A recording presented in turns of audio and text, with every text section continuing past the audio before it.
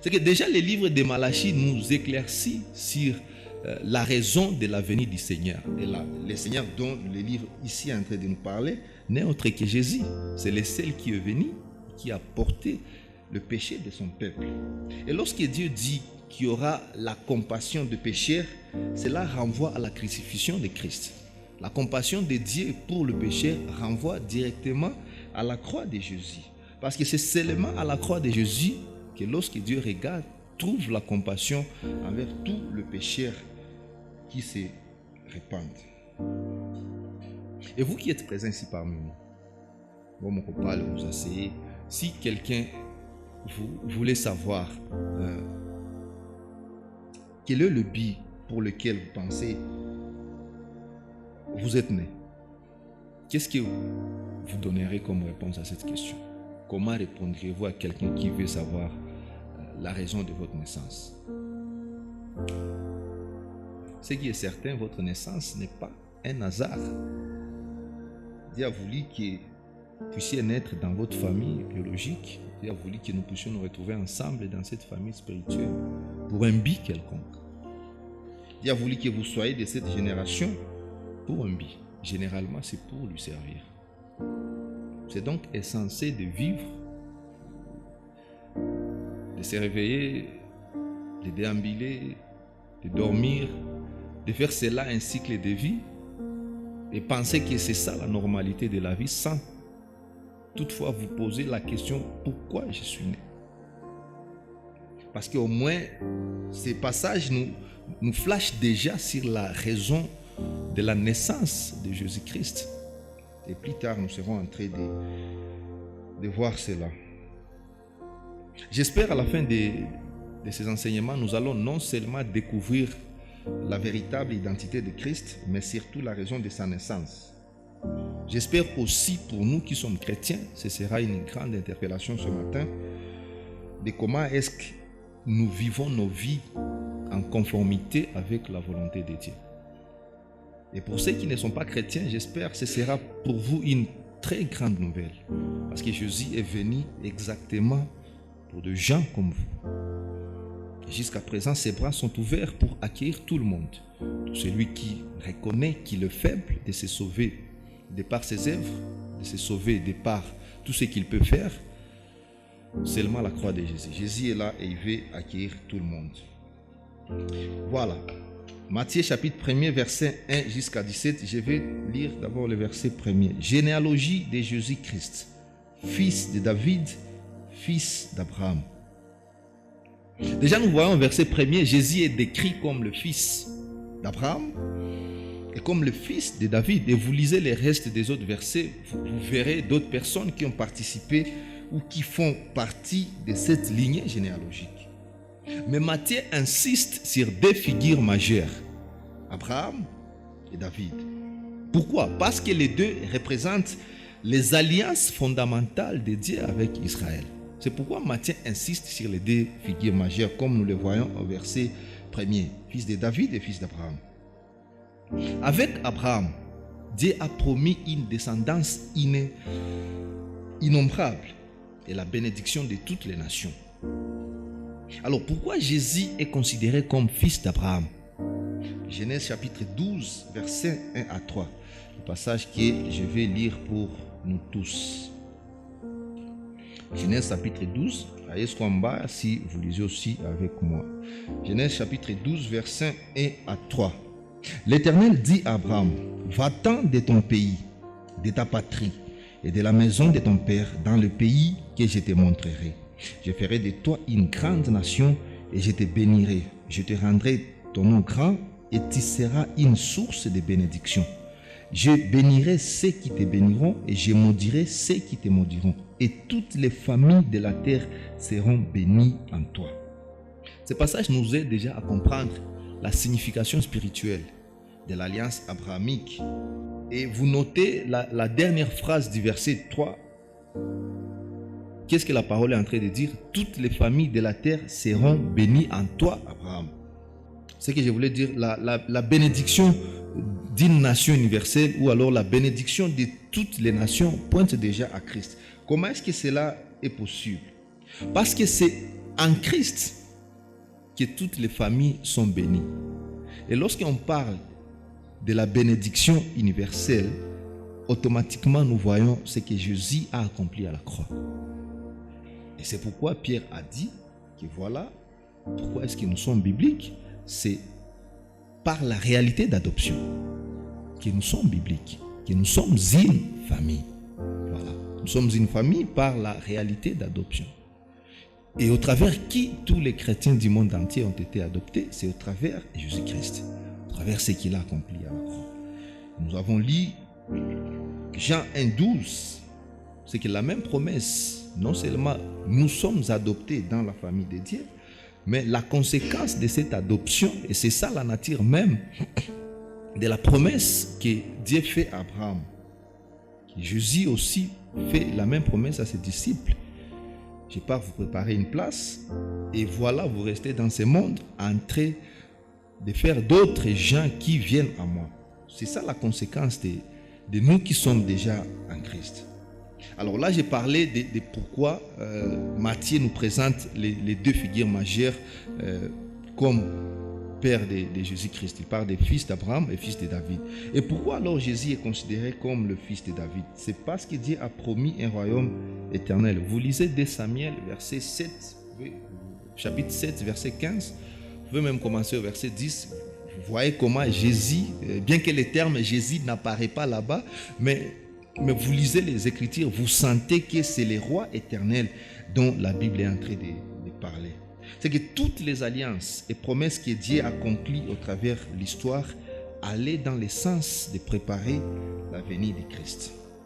Mais pour comprendre cela, il convient d'abord de comprendre la venue de Christ. Nous ne pouvons pas comprendre les promesses de Dieu envers son peuple si nous ne parvenons pas d'abord à comprendre la venue de Christ.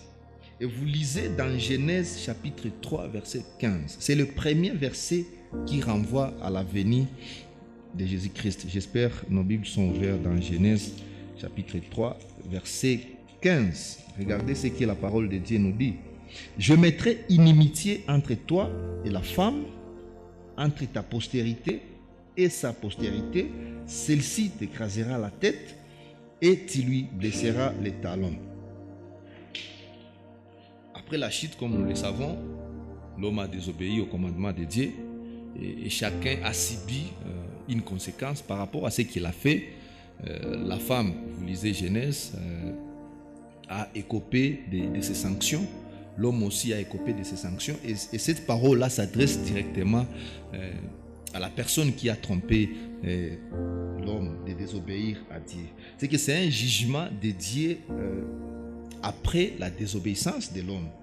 Et dans le contexte de la postérité de la femme, c'est cette parole que Dieu est en train de prononcer, cette sanction-là reflète ou fait déjà référence à Christ, comme le second Adam qui lui viendra pour obéir aux lois parfaites de Dieu.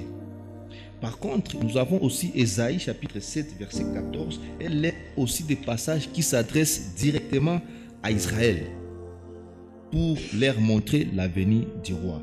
C'est au travers des générations et des générations que Dieu a conclu les alliances avec son peuple juste pour la venue de Jésus. Vous lisez le verset 17 de Matthieu chapitre 1er. La Bible est en train de nous montrer qu'il y a 14 générations depuis Abraham jusqu'à David. Il y a 14 générations depuis David jusqu'à la déportation de Babylone, et il y a aussi 14 générations depuis la déportation de Babylone jusqu'à Christ. C'est que c'est au travers de toutes ces générations que Dieu a conclu des alliances avec son peuple juste pour la venue du roi Christ. Et les rois qu'Israël attendait, les rois promis bien sûr, ils attendaient quand même les rois qui étaient déjà promis à eux.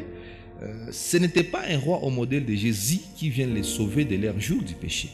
Israël attendait un roi pour venir les redonner l'autorité qu'ils avaient contre toutes les autres nations. Mais Israël était déjà en difficulté, ils étaient déjà assiégés et ils voulaient alors un roi moyatabatosha moyen les situations, ce qui n'était pas le cas. Jésus lui venait pour résoudre les véritables problèmes d'Israël, qui était celui du péché. Et ce n'est pas seulement Israël. Jusqu'à présent, nous tous ici, nous allons à Jésus, peut-être pas principalement pour le pardon de notre péché. Et vous particulièrement, lorsque quelqu'un vous parle de Jésus, quelle est la première chose à laquelle vous pensez? Quelle est la première chose à laquelle vous dites, on m'a parlé de Jésus, et voilà ce qui me vient à l'esprit. Si vous êtes honnête, ce n'est pas d'abord pour que Jésus soit votre roi qui porte votre péché. Lorsqu'on vous parle de Jésus en premier, vous regardez d'abord votre vie, tout le besoin que vous avez. Jésus fait d'abord ça pour moi. Et c'est presque ça. Malheureusement, ce n'est pas la Bible, le Jésus dont la Bible est en train de nous enseigner que c'est Jésus qui viendra et qui va faire tout ce que vous voulez. C'est vrai, je ne suis pas en train de vous décourager de prier régulièrement pour vos besoins et tous vos désirs. Non plus, je ne suis pas en train de tenter de vous dire que c'est mauvais de prier pour ça. Mais Jésus est venu régler notre plus grand besoin ou alors notre plus grand problème. C'est lui le problème du péché. Et c'est pourquoi Jésus est présenté comme l'accomplissement de toutes les promesses et de toutes les prophéties. Et la grande promesse, comme je l'ai dit tantôt, demeure celui du pardon de péché. C'est que lorsque quelqu'un tente à dire à Dieu, j'ai faim, oui, ce n'est pas mauvais, mais peut-être dire à Dieu, je suis pécheur, pardonnez-moi. Si le péché disparaît, nous n'aurons pas de problèmes du genre maladie, nous n'aurons pas de problèmes du genre faim, nous n'aurons pas tous ces problèmes-là. Et Jésus est venu régler tous ces problèmes, le plus grand problème de l'homme qui est le péché. Et je comprends donc pourquoi l'évangile ne nous promet pas d'autre chose à part les salis. Et c'est ça la promesse de l'évangile, la vie éternelle en Christ. Et c'est dans ce sens-là que l'évangile devient une bonne nouvelle. C'est important de lire ces passages de Sophonie et nous verrons ce que Dieu a dit à son peuple. Sophonie chapitre 3, versets 14 à 17. Le verset 15, notez, l'Éternel a détourné tes châtiments. Le verset 17, l'Éternel est au milieu de toi comme un héros qui sauve. C'est la bonne nouvelle de l'évangile. Nous méritions les châtiments de Dieu parce que nous sommes des pécheurs. Mais Dieu nous a éloignés de ces châtiments. Dieu est venu au milieu de nous comme un héros qui sauve et nous a sauvés de nos péchés. Et désormais, nous sommes enfants de Dieu. C'est pourquoi nous sommes adoptés dans la famille de Dieu. Non seulement Dieu nous a sauvés, mais il nous a aussi adoptés dans sa famille. C'est pourquoi nous sommes devenus enfants de Dieu par la réalité d'adoption, par la réalité de ce que Dieu lui-même a accompli à la croix. Ce n'est pas Israël qui a demandé à Dieu de venir lui sauver. C'est Dieu qui a initié le salut d'Israël. C'est Dieu qui a épargné à Israël les châtiments qu'il méritait. Voilà, nous allons continuer toujours dans Matthieu. Et vous lisez cette généalogie, il y a aussi quelque chose d'intéressant. Vous voyez, il y a aussi d'autres figures, parce que je parlais de ce que Dieu a fait pour nous, sa promesse pour le pécheur. Vous voyez dans cette généalogie apparaître d'autres noms, des figures qui étaient liées à quelques scandales dans la Bible, comme le cas de Tamar, le cas de Rahab, le cas de Ruth, le cas de Bathsheba. Leur présence montre déjà la grâce de Dieu, que Dieu utilise des personnes imparfaites pour l'accomplissement de sa volonté.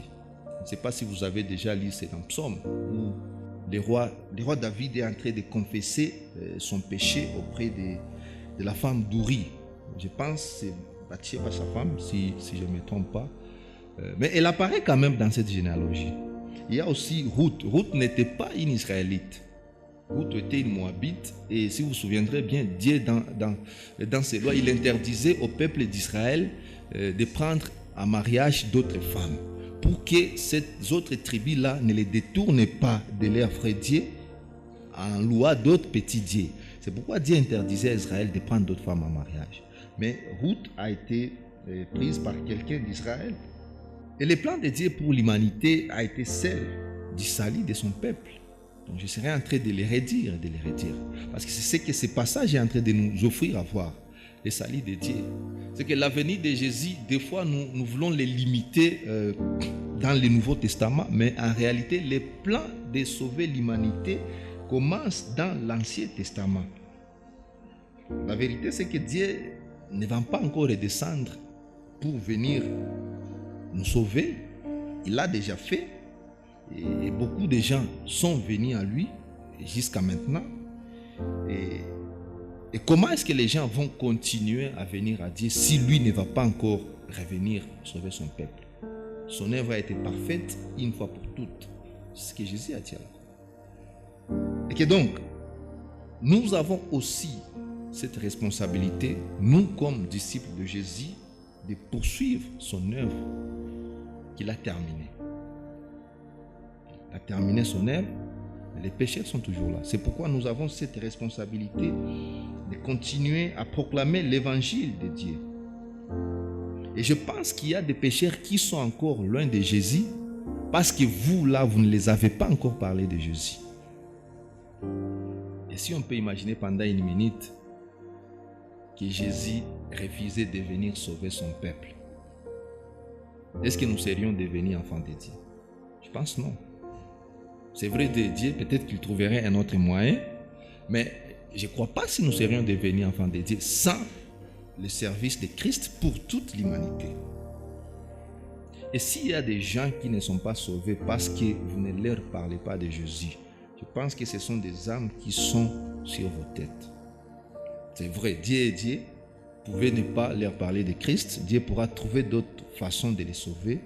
Mais si nous comprenons le message de l'évangile, si nous comprenons ces alliances que Dieu a traitées, a conclues avec son peuple, nous allons découvrir que nous sommes aussi inclus dans les plans de Dieu pour sauver d'autres personnes. C'est vrai, vous n'allez pas les sauver en leur parlant de Jésus, mais lorsque vous leur parlez de ce que Jésus a fait, Dieu pourra opérer un changement dans leur cœur au travers de ce que vous avez dit et pourrait toutefois revenir à eux. Et Matthieu n'est pas le seul à nous présenter cette généalogie de Jésus-Christ. Il y a aussi Luc qui l'a fait. Vous lisez Luc chapitre 3, verset 23. À partir des versets 23 et vous descendez un peu, vous verrez aussi la généalogie que Luc est en train de nous présenter. La même généalogie, mais il y a quand même certaines différences. Vous lisez celle de Matthieu, comme on est en train de le voir ici. La généalogie de Matthieu commence par Jésus-Christ, fils d'Abraham, fils de David, et se conclut par Jésus. Tandis que la généalogie de Luc commence par Jésus et se termine par Adam. Et je pense l'objectif de Luc de tracer la généalogie de Christ en commençant par Jésus pour faire une marche en arrière au premier homme qui est Adam peut avoir deux sens. D'abord, Luc, comme vous le savez, Luc adresse cet évangile à Théophile pour lequel il écrit. Luc dit à Théophile, beaucoup de choses se sont passées, beaucoup de choses se sont dites, et moi, Luc, je fais des recherches exactes. Après les recherches, après tout ce que j'ai trouvé, j'ai écrit ce livre Théophile. Et que donc, des objectifs majeurs pour lesquels Luc, lui, la généalogie de Jésus tente de l'expliquer ou de le présenter d'une manière un peu différente à celle de Matthieu. Premièrement, Luc veut montrer à Théophile et à d'autres gentils que le roi promis est venu. Il commence par Luc chapitre 3, verset 23. Voilà. Jésus avait environ 30 ans lorsqu'il commença son ministère. Étant comme on le croyait, fils de Joseph, fils d'Élie. Et vous continuez les versets qui suivent, fils de Mattha, fils de Lévi, fils de Melchi, jusqu'au verset 37, qui se conclut par fils de Seth, fils d'Adam, fils de Dieu. Et la deuxième raison, qui est d'ailleurs la principale de cette généalogie de Luc, est le contraste que Luc veut établir entre le premier homme, Adam, de par sa désobéissance dans les jardins d'Éden. Il a été tenté bien sûr, mais il a désobéi, et au travers cette façon, cette désobéissance, le péché est entré dans le monde. Alors que Jésus, lui, il a été tenté, mais il a obéi aux lois de Dieu, et au travers lui, le salut est entré dans le monde. C'est que au travers de cette désobéissance d'Adam, bien sûr, le péché est entré dans le monde, et au travers l'obéissance de Jésus, le salut est entré dans le monde. Et vous lisez 1 Corinthiens chapitre 15, versets 21 à 22, vous allez découvrir ce que la Bible en parle. Au travers, c'est que l'apôtre Paul est en train d'essayer de nous dire que voilà, Au travers Adam, c'est au travers Adam que nous tous, nous avons été déclarés pécheurs parce que nous sommes de sa descendance.